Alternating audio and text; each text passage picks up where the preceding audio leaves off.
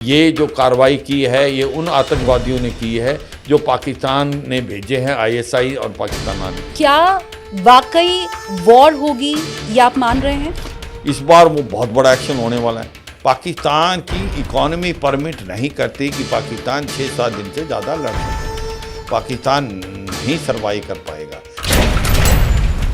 पाकिस्तान को ये समझ आनी चाहिए कि काइनेटिक होगा, मिलिट्री ऑपरेशन होगा, कब, कहाँ और किस रूप में होगा ये तो समय बताएगा, क्योंकि प्राइम मिनिस्टर ने उनको बिल्कुल छूट दे दी। पर पाकिस्तान बच नहीं सकता और ये पाकिस्तान को पता है, मगर उनको ये गलती होगी कि ये प्राइम मिनिस्टर मोदी है। वाकई पनिशमेंट होगा, एक they have to pay the cost. Pakistan army and Pakistan ISI has to pay the cost. Army chief की तरफ से जो हिंदू शब्द का, हिंदू हमारे साथ नहीं है, इन चीज़ों का जो बखान किया गया और उसके बाद जिस तरह से घाटी के अंदर हिंदुओं के ऊपर ही अटैक किया गया, तो इन दोनों के बीच में भी कनेक्शन है कोई? 100% कनेक्शन। ये कैसे हो सकता है कि हफ्ता पहले ये वर्ड, ये क्या जरूरत थी उसको बोलने की? पाकिस्तान जो है मानने वाला नहीं है। आतंकवादी आते हैं लाइन ऑफ कंट्रोल में, वो आसमान से थोड़ी आते हैं, वो तो पाकिस्तान से आते हैं। देश में एक तबका ऐसा है जो ये बोल रहा है कि आम कश्मीरियों का इस हमले से कोई लेना देना नहीं है। मछली बिना पानी के रह नहीं सकती। जब तक कोई लोकल सपोर्ट नहीं है तो ये नहीं होता। इस बार एक्शन बड़ा होगा, इसकी कोई दो राय नहीं।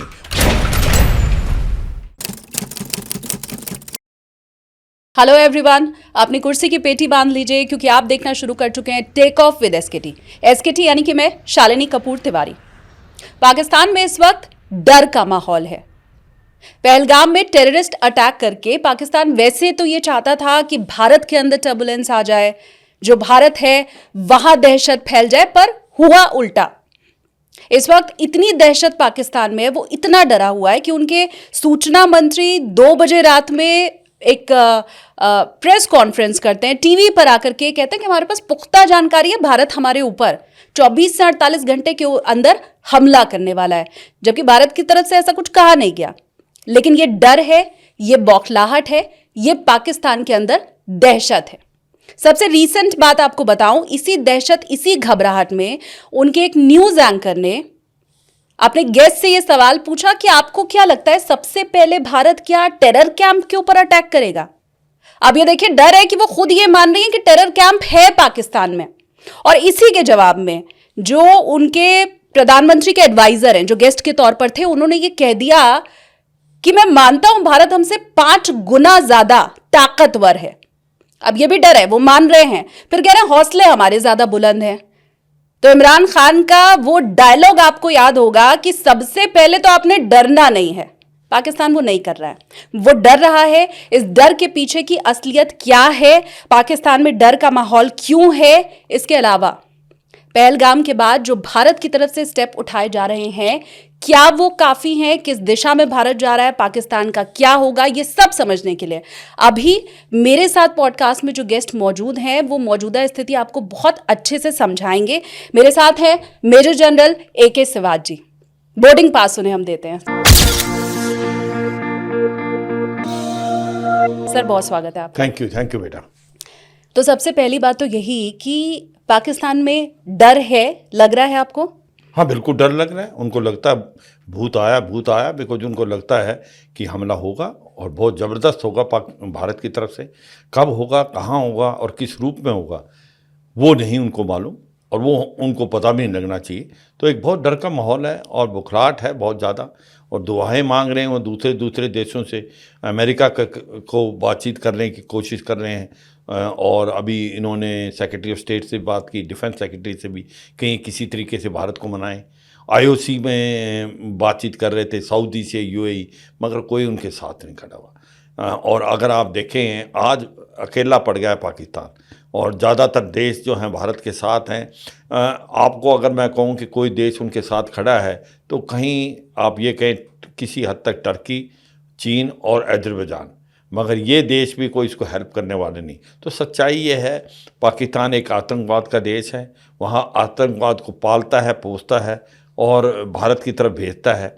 तो ऐसे में क्या है कि जो 100 टॉप टेररिस्ट हैं वर्ल्ड के, उनमें से 87 वो टेररिस्ट हैं जो वो पाकिस्तान से बिलोंग करते हैं या पाकिस्तान से उसकी रूट्स हैं।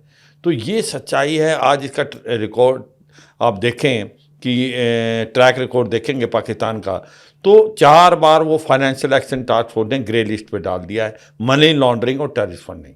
और उसकी वजह यही है कि पाकिस्तान एक आतंकवाद का गढ़ बन गया आज की तारीख में।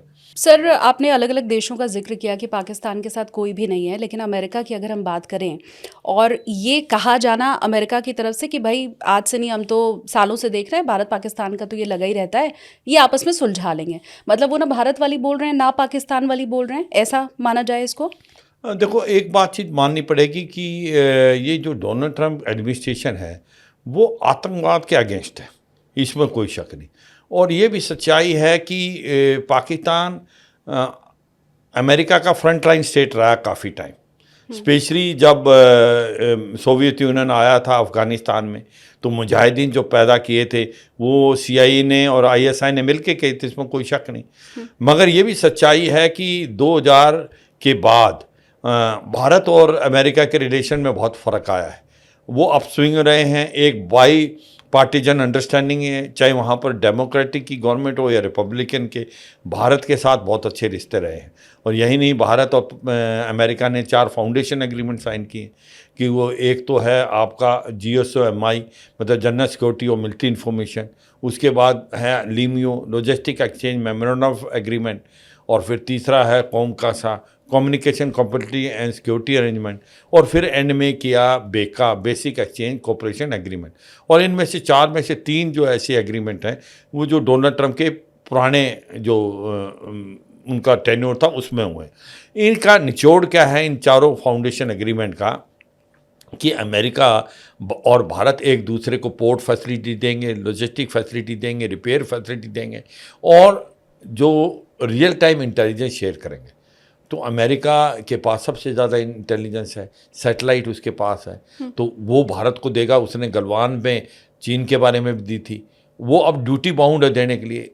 तीसरा जो सबसे इम्पोर्टेंट चीज़ है, जो क्रिटिकल इमर्जिंग टेक्नोलॉजी जो वो पाकिस्तान जो पहले कभी किसी और देश को नहीं देता था नेटो के अलावा, वो भी भारत को देगा, और वो दे रहा है अभी G404 और 414 इंजन के तहत। तो कहने का मतलब यह है कि अमेरिका, अगर आप देखें आतंकवाद को, तो वो भारत के साथ खड़ा है, पाकिस्तान को वो नहीं मदद करने वाला।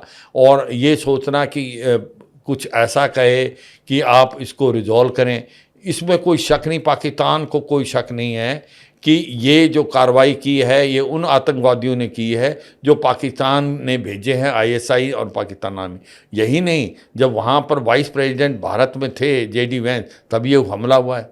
तो ये सोचना कि पाकिस्तान क्या न्यूट्रल होगा, पाकिस्तान कुछ नहीं करेगा, मुझे लगता है पाकिस्तान को ये कोई दो डाउट नहीं है कि ये पाकिस्तान का हब सेंटर है। अमेरिका को कोई डाउट नहीं है इसका, और ये कि पाकिस्तान ने ही करवाया है। पाकिस्तान आतंकवादी भेजता है, लश्कर-ए-तोयबा जैसे मोहम्मद भारत में, तो इसमें कोई शक नहीं। मगर ये भी बात सच है कि अमेरिका नहीं चाहेगा कोई फुल फ्लैज लड़ाई हो, क्योंकि वो नहीं चाहता कि लड़ाई, specially Donald Trump is not in favour of war, और उसको ये भी पता है कि दोनों न्यूक्लियर देश हैं। तो ऐसे में वो, ये सच्चाई है, वो चाहेगा कि ये किसी तरीके से मैटर रिजॉल्व हो, मगर वो आतंकवाद के साथ नहीं है, पाकिस्तान के तो बिल्कुल साथ नहीं है। तो ये भी हमें देख के चलना है। तो हमने जो मल्टी प्रॉन्ग स्ट्रेटेजी की है वो मुझे लगता है रिजल्ट बहुत अच्छा लाई है, जिसके अंदर हमने होल गवर्नमेंट अप्रोच को अपनाया है। उसके अंदर हमने जो इकोनॉमिक भी एक्शन लिए, जिस तरीके से एक प्रकार से आपने इंडस वाटर ट्रीटी को हेल्ड इन अबेंस कर दिया, क्योंकि ये एक बहुत पावरफुल ट्रीटी थी, और इससे क्या होगा, पानी की बहुत दिक्कत होने वाली है पाकिस्तान को आने वाली मई जून में। अच्छा। हाँ, क्योंकि हालात उसके ख़राब होंगे। उसके बाद आप देखें एयर स्पेस बंद कर दी, उनको बड़ा नुकसान होने वाला है। उन्होंने पहले एयर स्पेस बंद की, बेवकूफ़ी है, इतना पैसा हम देते थे उनको, करीब 80,000 करोड़ उसने पिछली बार पैसा लिया था जब भारत की वहाँ से एयरक्राफ्ट जाते वो नहीं मिलेगा। बल हमने जो बंद की है उनकी एयर स्पेस, उनके करीब के 38% उनके एयर फेयर बढ़ गए हैं, जो कि साउथ ईस्ट एशिया को फ्लाइट जाती हैं, मलेशिया, सिंगापुर वगैरह, तो वो भी किया है। उसके बाद हमने डिप्लोमेटिकली इनको आइसोलेट कर दिया है। आज भारत के साथ सभी देश खड़े हुए हैं। भारत चाहता है कि किसी तरीके से IMF पे प्रेशर डाला जाए और इनको बेल आउट ना दिया जाए। फाइनेंशियल एक्शन टास्क फोर्स को बताया जा रहा है कि इसको ग्रे लिस्ट पे डाला जाए, मनी लॉन्ड्रिंग, टेररिस्ट फंडिंग, और वो स्टेटमेंट बार बार दिखाई जा रही है ख्वाजा आसिफ की। एक डिफेंस मिनिस्टर ये कह रहा है कि हम लास्ट 3 साल से आतंकवाद को पाल लेते, पोष रहे थे। हाँ। जो वो हम यूरोप और अमेरिका और ब्रिटेन के उस पर, तो ये बात तो मानी ना कि हम आतंकवाद को पालते थे। वो स्टेटमेंट को लेकर कि इसको टेररिस्ट स्टेट डिक्लेयर करो, फाइनेंशियल एक्शन टास्क फोर्स को ग्रे लिस्ट पे डाले और इसको IMF से बेल आउट में, तो एक प्रकार इसको हमने बिल्कुल आइसोलेट कर दिया पाकिस्तान को, और पाकिस्तान को समझ नहीं आ रहा हो रहा क्या। और अब हमने ये बोला, जो प्रधानमंत्री की स्टेटमेंट देखा कि हम जब उड़ी था हमने सर्जिकल स्ट्राइक की, हमने पुलवामा हुआ हमने बालाकोट किया, एयर स्ट्राइक की, खैबर पख्तून में जाके जैसे मोहम्मद का जो एक प्रकार ट्रेनिंग कैंप था उसको बर्बाद किया। मगर अब कुछ और होगा। अब यही नहीं कि आतंकवादी इनके आका, उसने ये नहीं कहा कि पाकिस्तान या, उसने आका कौन है पाकिस्तान के अंदर जो आतंकवादियों पालते हैं पोसते हैं, वो पाकिस्तान की आर्मी है, पाकिस्तान की ISI है। इसलिए डर और खौफ पाकिस्तान को है कि भारत काइनेटिक जिसको बोलते हैं मिलिट्री ऑपरेशन करेगा, और मिलिट्री ऑपरेशन होगा, कब होगा, कहाँ होगा और किस रूप में होगा, ये बताना अभी मुश्किल है। ये सारी छूट छोड़ दी है प्राइम मिनिस्टर ने भारत के तीनों चीफ के ऊपर, तो ये डर बहुत ज़्यादा लगा हुआ पाकिस्तान को। मगर सच्चाई ये है कि भारत बड़ा सिस्टमेटिकली जा रहा है। भारत ने इकोनॉमिक भी, डिप्लोमेटिक भी, पॉलिटिकल भी, और फिर मिलिट्री ऑपरेशन करेगा। और मुझे लगता है कि ये इकोनॉमिक और डिप्लोमेटिक जो प्रेशर है वो बहुत ज़्यादा है, और उसके कारण पाकिस्तान की जो इकॉनमी पे बहुत हिट करेगा। आप देखेंगे कि ट्रेड में भी प्रॉब्लम आएगी, पोर्ट्स भी हम बंद कर देंगे, और तो ऐसा लगेगा कि पाकिस्तान के पास जो इन्वेस्टमेंट थोड़ी बहुत आ रही थी वो भी नहीं आएगी। एक्सपोर्ट्स तो इनके टेक्सटाइल इंडस्ट्री तो वैसे ही बंद होगी। आप देखें पॉलिटिकल इंस्टेबिलिटी तो है ही पाकिस्तान में, कि इन्होंने जो most popular leader Imran Khan jail में डाला हुआ है, उसके साथ साथ इनके ऊपर क्या क्या असर होगा हम बाद में बात करें, लेकिन आपने अभी एक बड़ी इंपॉर्टेंट चीज़ कही कि मिलिट्री एक्शन होगा। जब आप ये कहते हैं कि मिलिट्री एक्शन होगा, तो एज अ सिविलियन हम सिर्फ इतना समझ पाते हैं कि अटैक होगा, वॉर होगी। मिलिट्री एक्शन का मतलब हम इतना ही समझते हैं, तो क्या वाकई वॉर होगी, या आप मान रहे हैं? देखो, हम ये कह रहे हैं हमारा मिलिट्री एक्शन होगा जिसको काइनेटिक एक्शन कहते हैं। उसमें क्या चीज़ इनकी डिस्ट्रॉय की जाएगी, ये ज़रूरी नहीं है कि भारत की फ़ौज क्रॉस करे, क्योंकि भारत के अंदर काबिलियत तो क्षमता है कि हम यहीं से भी डिस्ट्रॉय कर सकते हैं। जब से हमारे पास रफ़ेल आया है, उसके अंदर स्कैल्प मिसाइल है जो कि एयर टू ग्राउंड है, 650 किलोमीटर उसकी रेंज है। उसके बाद आपके पास मिटोर है जो कि अबाउट 100 किलोमीटर है, एयर टू एयर है। उसके बाद आपके पास माइका, कहने का मतलब हमारे पास इतने साधन हैं, हमारे पास बरमोज है, हमारे पास ये, तो ये भी हो सकता है कि ये जो ठिकाने हैं, इनके कैंप्स हैं, इनके हेडक्वार्टर हैं, जैसे मोहम्मद का और लश्कर तोबा का मुदीर का और बावलपुर में, उनको भी डिस्ट्रॉय किया जाए। और बाकी जो हैं टारगेट, कब किसकी इनकी रूपरेखा भारत की और डिफेंस फोर्सेस बनाएगी। मगर वाकई पनिशमेंट होगा। एक they have to pay the cost. Pakistan army and Pakistan ISI has to pay the cost. ये सोचना कि बस यही कुछ हो के भारत आर पार की लड़ाई लड़ रहा है इस बार।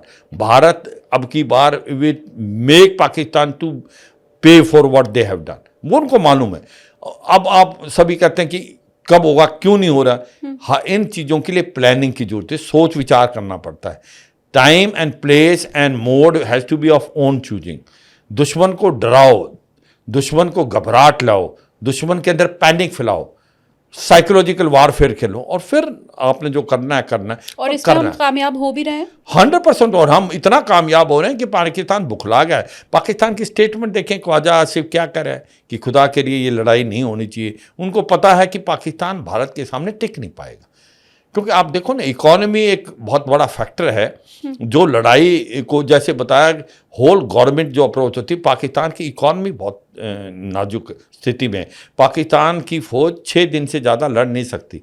उनके पास ऑयल और डीजल नहीं है, उनके पास अम्यूनिशन की कमी है, और भारत की जो नेवी है वो अरेबियन सी में इनको ब्लॉकेड लगा सकती है, जिससे इनके व्यापार में प्रॉब्लम आ जाएगी, इनको ऑयल नहीं आ पाएगा बाहर से। देखो, सच्चाई ये है कि पाकिस्तान की प्रॉब्लम क्या है, पाकिस्तान की इकॉनमी बहुत नाजुक स्थिति में है। वो वार को अफोर्ड नहीं कर सकती। उसके पास 6-7 दिन से ज़्यादा ऑयल नहीं है, पेट्रोल डीजल नहीं है टैंकों के लिए। उसके पास अम्यूनिशन की बहुत बड़ी कमी है।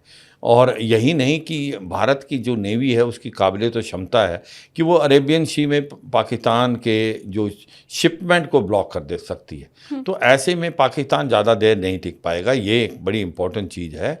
और दूसरी बात, जैसे इकॉनमी की बात करें, पाकिस्तान की इकॉनमी इसलिए नाजुक है, 186 बिलियन डॉलर का इनको कर्जा है, और आज इनकी क्या है कि ये बेल आउट पे ही जिंदा है।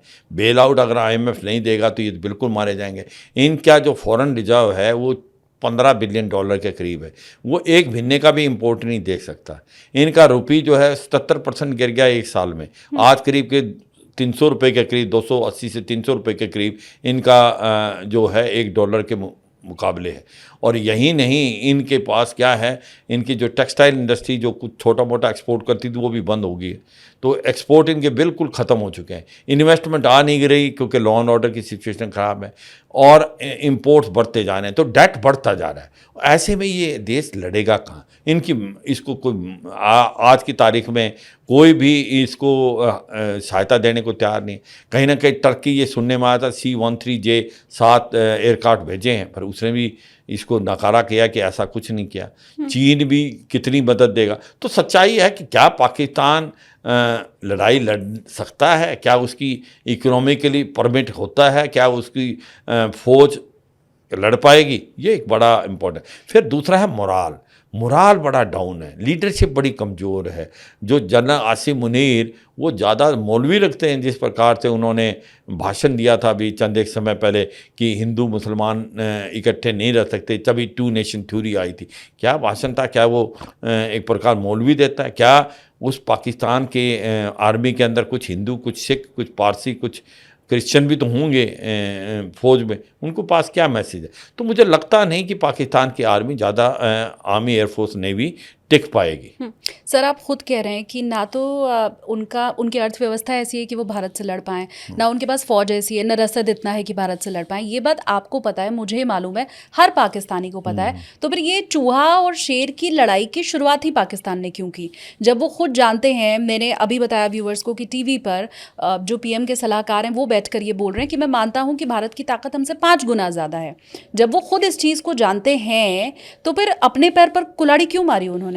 देखो, मूर्खता है, क्योंकि उन्होंने पहले देखो 26/11, एक इतना बड़ा 26/11 किया था उनको, और उनको लगा कि भारत ने कुछ नहीं किया। भारत डोजियर पे डोजियर भेजता रहा, वार्निंग पे वार्निंग देता रहा। तो पाकिस्तान को लगने लगा था कि भारत कोई एक्शन नहीं लेता। मैं मानता हूँ उड़ी के बाद हमने सर्जिकल स्ट्राइक किया, और उसके बाद जो पुलवामा के बाद बालाकोट किया, पर उसका असर 4-5 साल में ख़त्म हो जाता है, वो हो गया। तो पाकिस्तान ये समझता है कि जो रिस्पॉन्स है इंडिया से वो ज़्यादा नहीं आने वाला, और वो अटेंशन डाइवर्ट करना चाहते थे, क्योंकि पाकिस्तान के हालात ख़राब हैं। खैबर पख्तूनख्वा में आप देखें क्या हालात हैं, किस प्रकार से TTP इनको मार रहा है, किस प्रकार से बलूचिस्तान लिबरेशन आर्मी एक के बाद एक हमला कर लिया। जाफर एक्सप्रेस को इन्होंने हाईजैक कर लिया। अफ़गानिस्तान के साथ इनके रिलेशन अच्छे नहीं हैं, उन्होंने 8 में से 4 पोस्टें ली हुई हैं अभी तक। तो ये सच्चाई वो सोचते थे अटेंशन डाइवर्ट करने के लिए ये कर दो। और जब JD Vance यहाँ पर है वाइस प्रेसिडेंट ऑफ US, तो ये इंटरनलाइज हो जाएगा इशू कश्मीर का। तो इनको लगा था कि कोई भारत इतना बड़ा एक्शन नहीं करेगा, मगर उनको ये गलती हो गई कि ये प्राइम मिनिस्टर मोदी है, इस बार वो बहुत बड़ा एक्शन होने वाला है।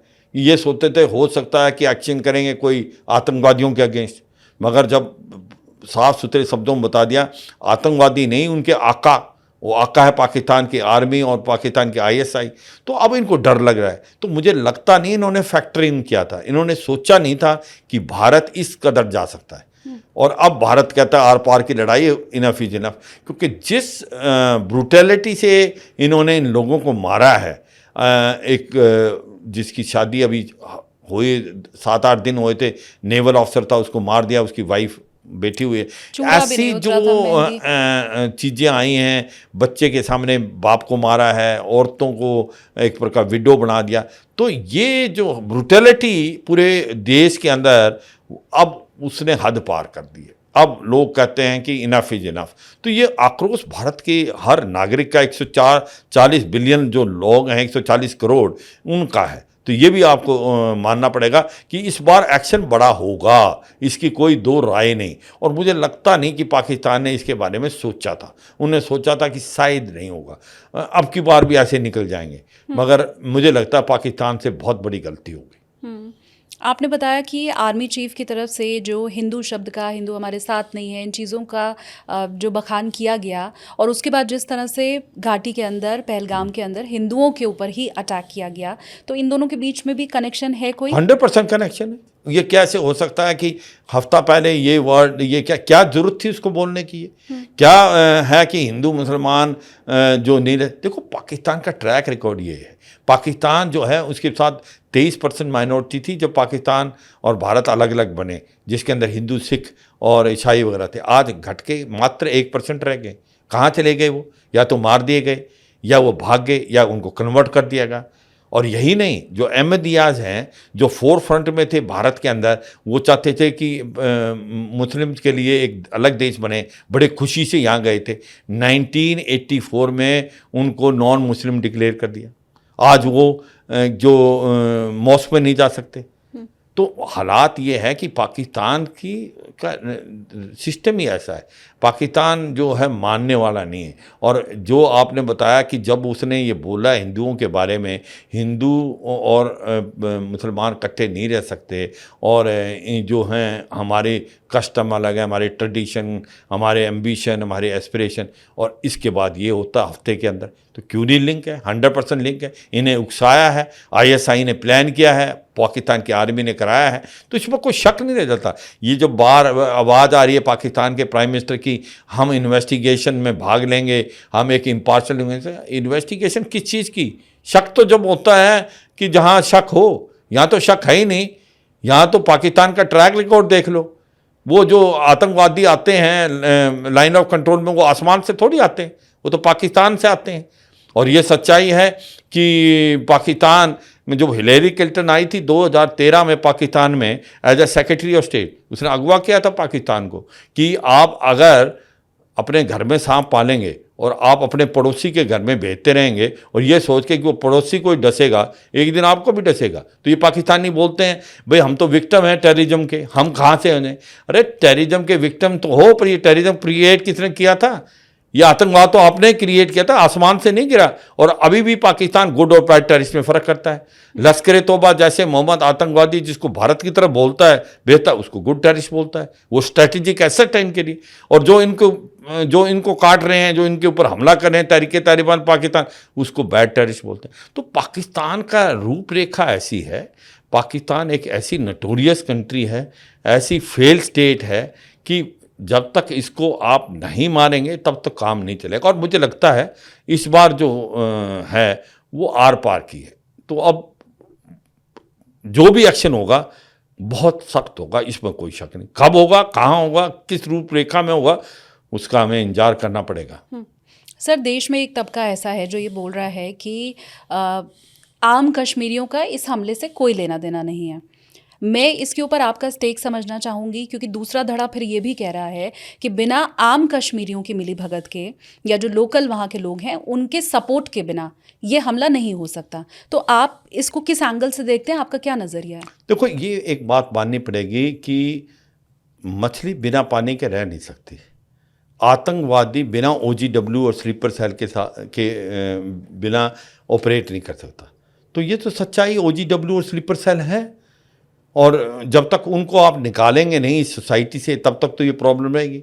तो ये जो हुआ है, तो जब तक कोई लोकल सपोर्ट नहीं है तो ये नहीं होता। क्योंकि आतंकवादी जब अंदर आते हैं लाइन ऑफ कंट्रोल पार करके, तो उसके बाद उनको लॉजिस्टिक सपोर्ट कौन देता है? उनको इंटेलिजेंस भी देता है, उनको खबर भी देते हैं। तो ये लोकल OGW और स्लीपर सेल हैं, ये भारत का नमक खाते हैं और भारत की थाली में छेद करते हैं। तो इनको अभी गवर्नमेंट एक्शन ले रही है, इनको राउंड अप किया है। तो OGW और स्लीपर सेल को एक प्रकार टारगेट करना बहुत ज़रूरी है।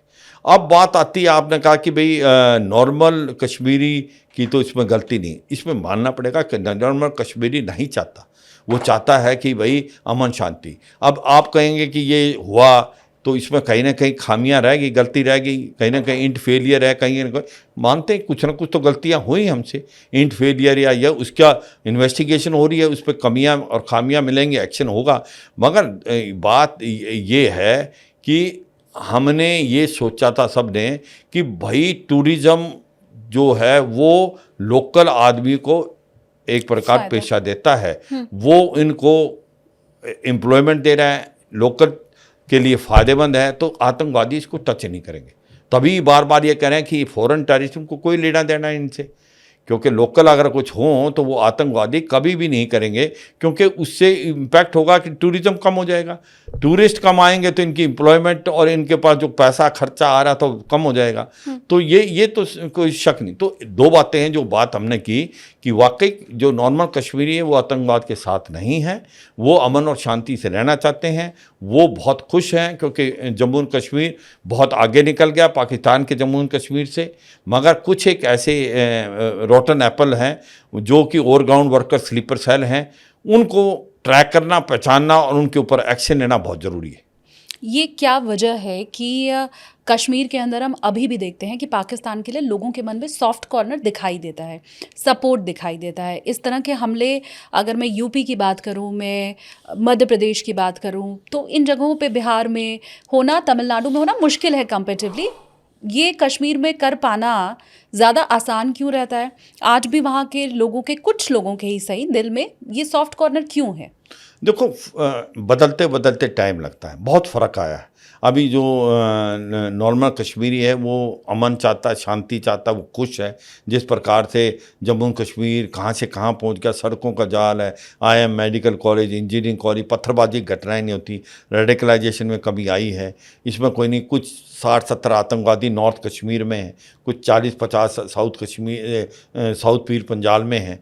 तो इनकी लीडरशिप ख़त्म होगी। हाँ, ये सच्चाई है, OGW और स्लीपर सेल अभी भी हैं, उसको मान के लेना चाहिए। अब हमको उनको आइडेंटिफाई करना पड़ेगा और उनको सोसाइटी से निकालना पड़ेगा और उन पे एक्शन लेने पड़ेंगे। शायद हम उसकी तरफ जा रहे थे, मगर कई बार सोचते हैं कि ये हार्ड डिसीजन ना लें, मगर अब वो समय आ गया कि हार्ड डिसीजन आपको लेना पड़ेगा और इन पे एक्शन लेना पड़ेगा। ये इसमें कोई शक नहीं। दूसरी बात यह है कि कुछ एक रूपरेखा भी ऐसे, आप जैसे कह रहे हैं कि सर ये क्या है कि इनको खबर देते हैं। अब जो इनके हैंडलर हैं वो POK में हैं। ये जब आतंकवादी इन्फिल्ट्रेट करते हैं तो ये ऊपर हाइटों में रहते हैं, गुफाओं में रहते हैं, और इनको OGW स्लीपर सेल मदद करते हैं, देते हैं खाना पीना, मगर इनके साथ मिलाप नहीं होता। सैटेलाइट टेलीफोन से बात होती है, वो ओवरग्राउंड वर्कर से डायरेक्ट बात नहीं होती इन टेररिस्ट की, वो स्लीपर ये इनके हैंडलर्स के थ्रू बात करते हैं। तो उनको भी पता लगाना बड़ा मुश्किल हो जाता है, इसको ट्रैक करना। और ये एक तो सैटेलाइट टेलीफोन करते हैं, मोबाइल टेलीफोन इस्तेमाल नहीं करते, और इनके हथियार भी वही हैं जो अमेरिका छोड़ के चला गया था अफ़गानिस्तान में, M4 कार्बाइन। तो ये है कि ये मान के मैं मानता हूँ कि अभी भी इनकी सपोर्ट है OGW और स्लीपर सेल में। उनको आइडेंटिफाई करना और न्यूट्रलाइज करना बहुत ज़रूरी है, और ये समय आ गया कि अभी हमें स्ट्रॉन्ग एक्शन लेना पड़ेगा उन पे। स्ट्रॉन्ग एक्शन की जब आपने बात कर ही दी है, तो हमने जो अभी तक सबसे स्ट्रॉन्ग एक्शन दिखाई दे रहा है वो है इंडस ट्रीटी, जैसे अभी हेल्ड कर दिया गया है। आप ही ने अभी अपने जवाब में ये कहा था कि मई जून का महीना पाकिस्तान के लिए बहुत बुरा रहने वाला है, मुसीबत भरा रहने वाला है। या मैं ये समझना चाहती हूँ सर, क्योंकि सोशल मीडिया पर तमाम लोग ये लिख रहे हैं, ये कहा जा रहा है कि ये कोई वाटर सप्लाई तो आपकी तरफ से थी नहीं।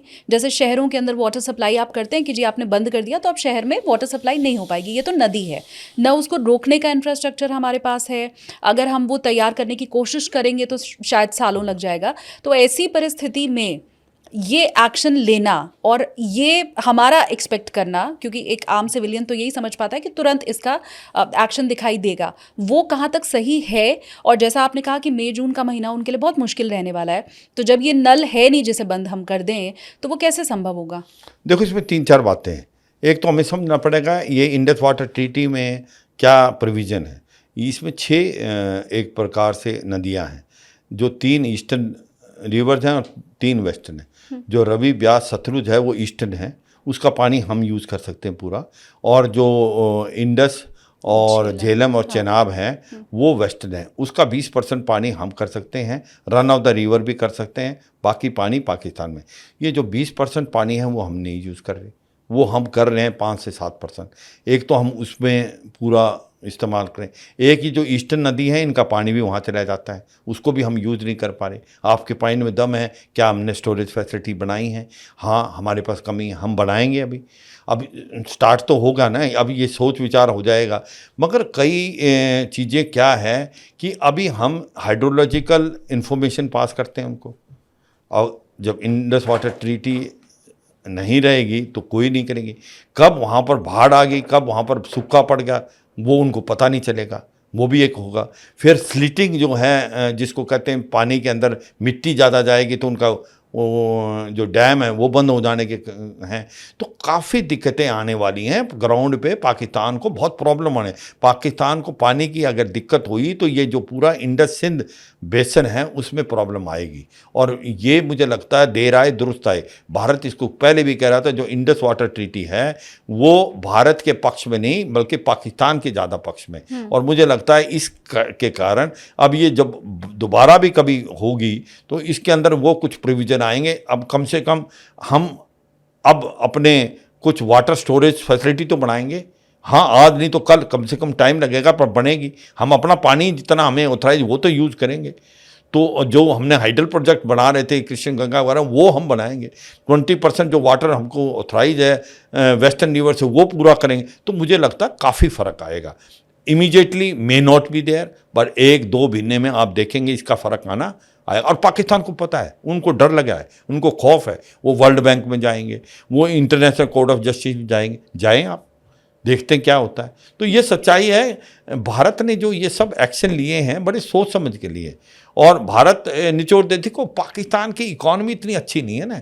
ये आप देखें उसका जो करीब करीब पूरी जीडीपी है वो करीब $200 बिलियन के करीब है। भारत $4 ट्रिलियन की इकॉनमी है। भारत 5th लार्जेस्ट इकॉनमी, आने वाले टाइम में 3rd लार्जेस्ट इकॉनमी हो जाएगा। तो भारत पाकिस्तान को निचोड़ देगा, और इकोनॉमिकली अगर आपने उसको निचोड़ दिया तो वो तो पहले ही टूटने वाला था। तो तभी तो कहते हैं लोग कि इसके पाकिस्तान के 4 हिस्से हो सकते हैं, क्योंकि एक सिविल वार जैसी सिचुएशन हो जाएगी, खाने को दाने नहीं, पीने को पानी नहीं। और वो लोग क्या कह रहे थे अभी खैबर पख्तूनख्वा में, अभी पश्तून की पुलिस और फौज की लड़ाई, कहते हैं ये जो दहशतगर्दी है इसके पीछे वर्दी है। वो कहते हैं कि पाकिस्तान की फ़ौज जो है ये दहशतगर्दी कराती है। तो पाकिस्तान में सिविल वार जैसी सिचुएशन पैदा हो सकती है, ये एक डर है जिससे। और अगर सिविल वार जैसी सिचुएशन पैदा होगी तो वहाँ 4 हिस्से हो सकते हैं पाकिस्तान के, खैबर पख्तूनख्वा, बलूचिस्तान, सिंध और पंजाब। और ये जो पीओजे के और गिलगित बाल्टिस्तान है ये भारत का हिस्सा है, इलीगली ऑक्यूपाइड है, ये भारत में मिलेगा। ये ऐसा लगता होएगा, इसमें टाइम लग सकता है मगर ये होगा। क्यों? क्योंकि भारत पाकिस्तान की फॉल्ट लाइन बहुत है, उनकी प्रॉब्लम अपनी है, ये हमने तो नहीं क्रिएट की, ये तो इनकी है। और एक आतंकवाद को बढ़ावा के आज आतंकवाद इनको काट रहा है।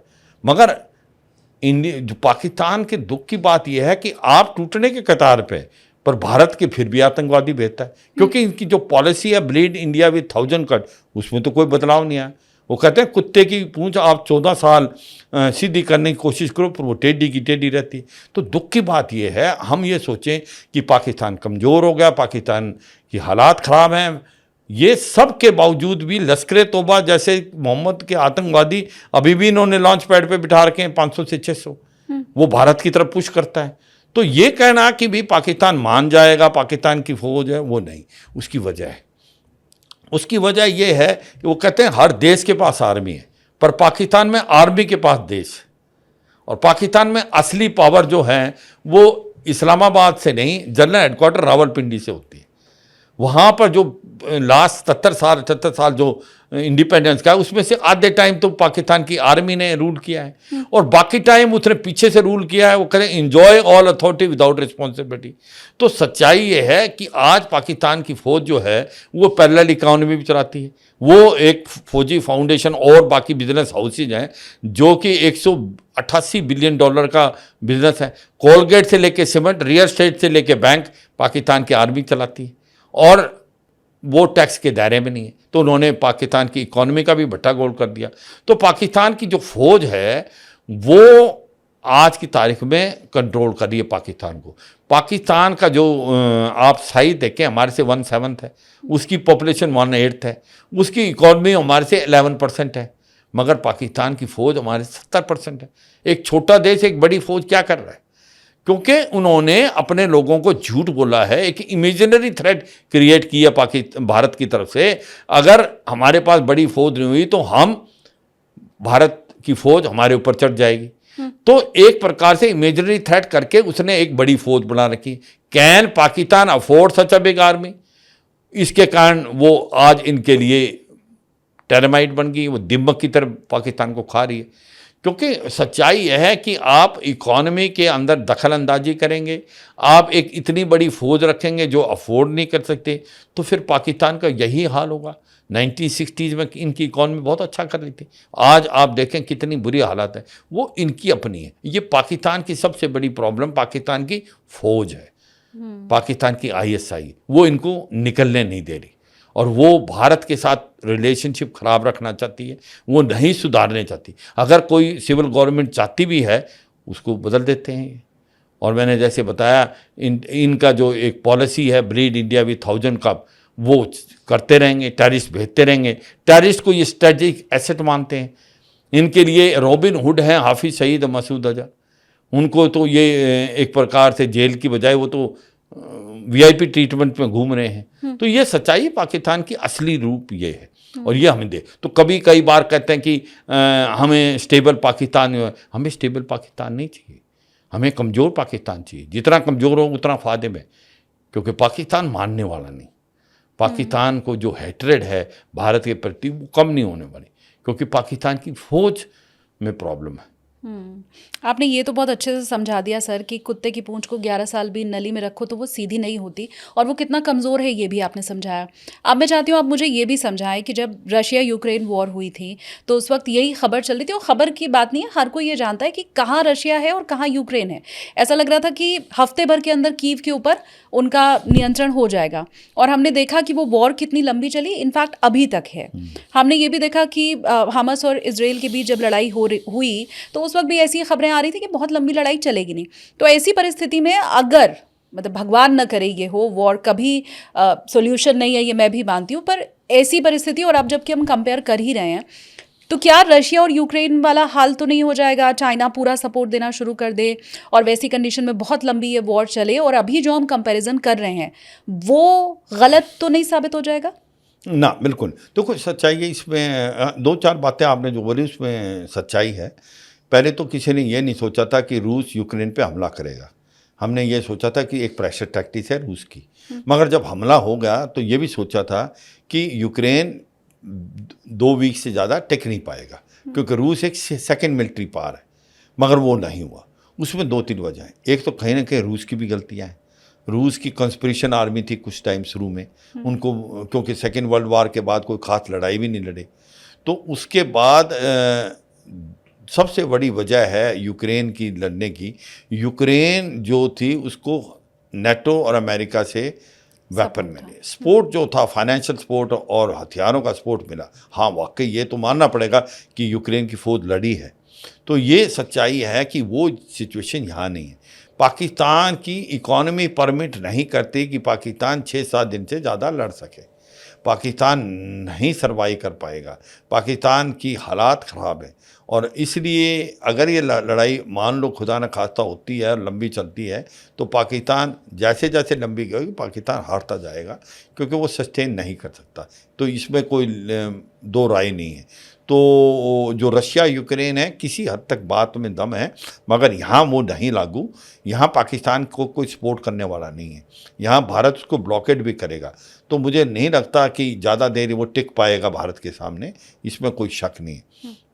और जहाँ इजराइल हमास की है, वो देखो इजराइल वही सेम बात हमास ने जो किया था वो एक जेनोसाइड था 7 अक्टूबर को, मगर इजराइल ने बहुत अच्छा जवाब दिया है। इजराइल ने कमर तोड़ दी है तीनों जो प्रॉक्सीज हैं ईरान की। हमास को भी काफ़ी हद तक उसने कमज़ोर कर दिया है, 70 से 80%, इफ़ नॉट 80% से 70%। उसी प्रकार हिजबुल्ला की कमर तोड़ दी है, और इसी प्रकार होती रेबल पे भी इट वार इन प्रोग्रेस है।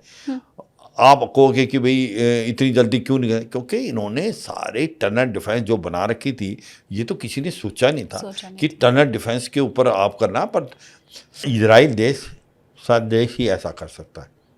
ये भी मान के चलना पड़ेगा, कहीं ना कहीं इजराइल से भी गलती हुई थी, कहीं ना कहीं वहाँ भी इंटेलिजेंस फेलियर हुआ था। 7 अक्टूबर को वो भाप नहीं पाए, ऐसा हो सकता है, मगर उन्होंने सीखा। हम इजराइल से काफ़ी कुछ सीखते हैं, हमें भी बड़ा मसाद के साथ भी पता लगता है। हमारे को इजराइल हमारा एक बहुत ही घनिष्ठ मित्र है, और ये तो मुझे लगता नहीं कि ऐसा कोई होगा, और पाकिस्तान ज़्यादा देर टिक नहीं पाएगा, क्योंकि पाकिस्तान की प्रॉब्लम पाकिस्तान की इकॉनमी है। आप देखेंगे 1971 में भी 15 दिन से ज़्यादा लड़ाई नहीं चली। पाकिस्तान ने के 93,000 जो सैनिक हैं उन्होंने हाथ खड़े कर दिए, प्रिजनर ऑफ वार बन गए, पाकिस्तान के 2 टुकड़े हो गए। तो मुझे पूरा विश्वास है कि पाकिस्तान ज़्यादा देर टिक नहीं पाएगा, मगर ये सच्चाई है, पाकिस्तान हैज़ टू पे for what it has done, और इसका जो कॉस्ट देनी पड़ेगी। और पाकिस्तान को ये समझ आनी चाहिए कि काइनेटिक होगा, मिलिट्री ऑपरेशन होगा, कब, कहाँ और किस रूप में होगा ये तो समय ही बताएगा। ये तो हमारे जो मिलिट्री कमांडर्स हैं, आर्मी, एयरफोर्स, नेवी के, वही डिसाइड करेंगे, क्योंकि प्राइम मिनिस्टर ने उनको बिल्कुल छूट दे दिए। पर पाकिस्तान बच नहीं सकता, और ये पाकिस्तान को पता है। इसीलिए डर, खौफ, दाएं बाएं अब स्टेटमेंट चेंज कर रहे हैं, दुआएं दे रहे हैं, गुहारें कर रहे हैं अमेरिका को, सऊदीज़ को, ओमान को कि हमें बचाएं। पर अब तो इनको कोई बचाने वाला नहीं है, क्योंकि जो इन्होंने किया है 22 अप्रैल को, जिस प्रकार से आतंकवादियों ने बेदर्दी से 26 लोगों को मारा है, तो आज 140 करोड़ लोगों का गुस्सा मुझे लगता है बहुत ज़्यादा है। जो पानी कहते हैं ना सिर के ऊपर से उतर गया है, अब तो एक्शन का टाइम है, और एक्शन होगा। मैं अब पॉडकास्ट में सर लैंडिंग की ओर आगे बढ़ती हूँ। 1-2 आपसे और सवाल पूछूंगी। पहला तो ये कि पाकिस्तान जो चाहता था भारत में करना, एज अ नेशन हमने जैसे रिएक्ट किया है, चाहे सिविलियंस ने और चाहे गवर्नमेंट ने, वो आप कैसे देखते हैं? मुझे नहीं लगता है कि उसने सोचा था कि इतना बड़ा रिएक्शन होगा। उन्होंने सोचा था कि शायद 2-3 चीज़ें हो जाएंगी। एक तो ये डाइवर्ट हो जाएगी अटेंशन, पाकिस्तान में जो हो रहा था वहाँ पर एक सिविल वार जैसी सिचुएशन पैदा हो रही थी, डिस्कंटेनमेंट था, सिविल गवर्नमेंट फेल थी, आर्मी के अगेंस्ट भी आक्रोश था। वो कितनी हद तक हुआ वो तो मुझे लग नहीं रहा खास हुआ। आज जो अप्रूवल रेटिंग है जनरल आसिम मुनीर और शहबाज गवर्नमेंट की काफ़ी कमज़ोर है। दूसरा, उन्होंने ये सोचा था कि शायद भारत जो है वो कुछ नहीं करेगा, और शायद हम इंटरनेशनलाइज कर देंगे इशू, क्योंकि पहले भी ये करते रहे। जब बराक ओबामा आया था 2000 के अंदर, तो इन्होंने 36 सिंह पूरा किया था, जहाँ पर 26 से 30 के करीब जो सिख थे वो मारे गए थे। उसके बाद जो बराक ओबामा, तो उस टाइम जो क्लिंटन आए थे, इसी प्रकार से बराक ओबामा आया तब भी किया, 2000 में क्लिंटन आए थे। तो ये सच्चाई है। ये जब भी कभी प्रेसिडेंट या वाइस प्रेसिडेंट आए हैं यूएस के, वो इसलिए करते हैं कि भाई इंटरनेशनलाइज हो जाए इशू कश्मीर का। नहीं तो अभी कश्मीर का इशू उनको लग रहा था कि लोग भूल गए, वर्ल्ड में लोगों को नहीं, मगर ऐसा कुछ नहीं हुआ। उन्होंने बहुत बड़ी गलती कर दी, और अब भारत इसका बदला लेगा।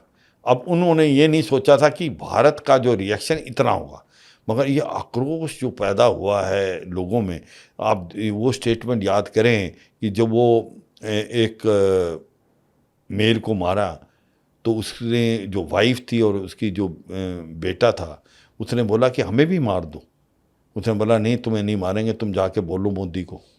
तो मतलब इस टाइप की क्रूरता और क्या स्टेटमेंट पास कर रहे हैं आतंकवादी, तो इसलिए उनको तो पे करना पड़ेगा, और ये पे करना पड़ेगा पाकिस्तान की आर्मी को, पाकिस्तान की आईएसआई को। तो बदला लिया जाएगा और बहुत सख्त बदला लिया जाएगा, और ये पाकिस्तान आने वाले समय में याद रखेगा।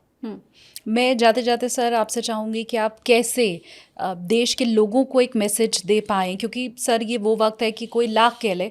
मैंने देखा कि जैसे ही अटैक होता है उसके बाद एक बड़े एक्टर हमारे वो कश्मीर पहुंच जाते हैं और कहते हैं लोग अभी भी यहाँ पर आएँ, टूरिज़्म बढ़ता रहे।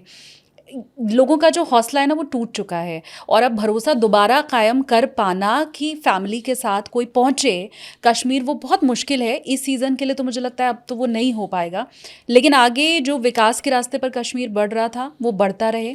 हम जैसे वहाँ पहुँच रहे थे, वहाँ के लोग हमें अपना रहे थे, हम उन्हें हमेशा से अपना मानते ही हैं। तो वो कैसे आपको लग रहा है कि हो पाएगा? ये जो टर्बुलेंस आया है ये बहुत बड़ा तो नहीं हो जाएगा? नहीं होगा। देखो, अगर हमने स्ट्रॉन्ग एक्शन लिया और पाकिस्तान को सबक सिखाया और पाकिस्तान को पे करने के लिए मजबूर किया जो उन्होंने किया है, तो मुझे लगता है एक बहुत बड़ा मैसेज जाएगा भारत के पब्लिक को। और मुझे लगता है कि ये जो डर या खौफ पैदा हो गया था कि जिस प्रकार से हुआ, ये ज़्यादा देर टिकेगा नहीं। और हाँ, टेम्परेरी तो इसका फ़र्क पड़ेगा। अमरनाथ यात्रा 3 जुलाई से है। मैंने 2 बार अमरनाथ यात्रा कराई है, पहलगांव से और बालटाल से भी, जो कि नदन रूट है, ये सदर्न रूट है। मुझे लगता है टेम्परेरी फ़र्क पड़ सकता है, पर आने वाले समय में मुझे लगता है टूरिज़्म दोबारा वही स्पीड पकड़ेगा। और वो इसलिए क्योंकि भारत एक बड़ा स्ट्रॉन्ग मैसेज भेजने वाला पाकिस्तान को, जब भारतीय देखेंगे कि किस प्रकार से भारत की गवर्नमेंट ने एक्शन लिया और किस प्रकार से घुटने टेक दिए पाकिस्तान की आर्मी और आईएसआई ने, तो लोगों के हौसले बुलंद होंगे। और मुझे पूरा विश्वास है जिस हिसाब से टूरिज़्म चल रहा था उस हिसाब से टूरिज़्म जो है दोबारा आएगा।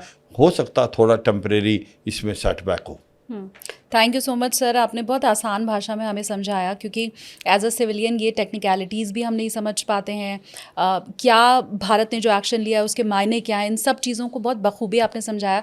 आई एम श्योर मेरे व्यूअर्स को भी बहुत फ़ायदा हुआ होगा एक धारणा हमें बना पाने में, क्योंकि हम हमेशा अग्रेशन में रहते हैं सर। बिल्कुल। हमें ये लगता है कि हमें किसी ने मारा है एक थप्पड़ तो हम उसको पलट के, और ख़ासकर अगर वो दुश्मन है पाकिस्तान जैसा, तो हम पलट के उसको 4 मारें। तो वो जो आक्रोश है, और जितने आसानी से आपने इन चीज़ों को समझाया है कि कैसे इम्पैक्ट हो रहा है, होगा, इसके लिए बहुत धन्यवाद आपका सर। थैंक यू बेटा। जय हिंद। जय हिंद सर।